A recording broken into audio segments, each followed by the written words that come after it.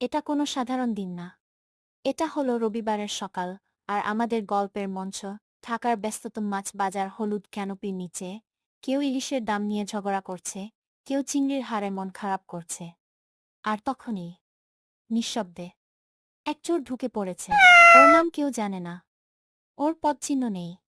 তবে বাজারের সবাই জানে, যদি তোমার মাছ হঠাৎ উধাও হয়ে যায়, তাহলে ওই ছিল।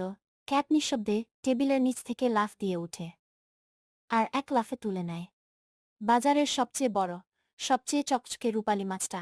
বাজার হঠাৎ থেমে যায়।